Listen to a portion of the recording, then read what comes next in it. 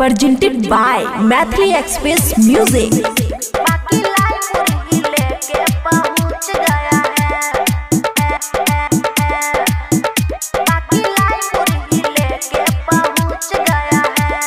खुशी recording studio Baluaha. अले नहिरा से हमर सखारी गे वही में रहे मजनुआ के गिफ्ट दे हल सारी गे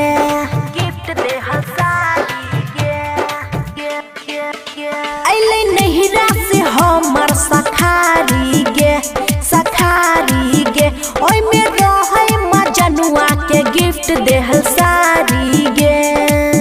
मेरा lover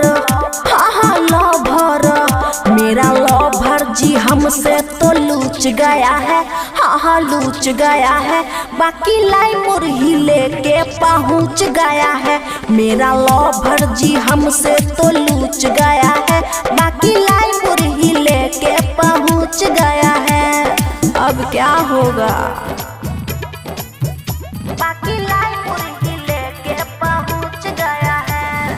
DJ good Madhubani, DJ good Madhubani. बाकी लाई मुरही लेके पहुँच गया है।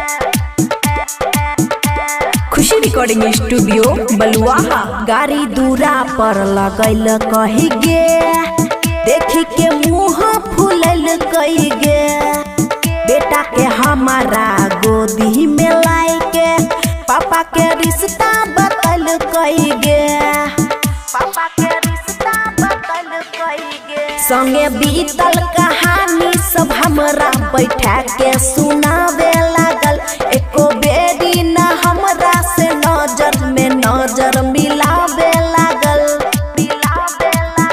खिलल चेहरा खिलल चेहरा भी यार का अब मूछ गया है, मूछ गया है। बाकी लाई मुरही लेके पहुँच गया है। खिलल चेहरा भी यार का अब मूछ गया है। बाकी लाई मुरही लेके पहुँच गया है। समझे? बाकी लाई मुरही लेके पहुँच गया है। DJ good Madhubani, DJ good बाकी लाई मुरही लेके पहुँच गया है।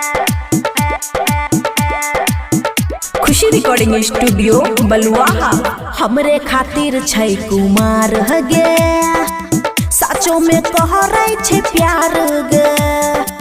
भेले मजबूरी में दोसर से शादी करे छे तब इंतजार गे। अब कानै छे हमरा ले सुने उ बहुते बेचारा गे। दिल टूटल छे माने ने बात कहे मिलबो दोबारा गे।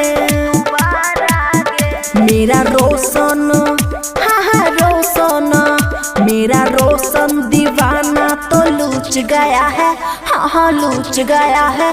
बाकी लाई मुरही लेके पहुँच गया है।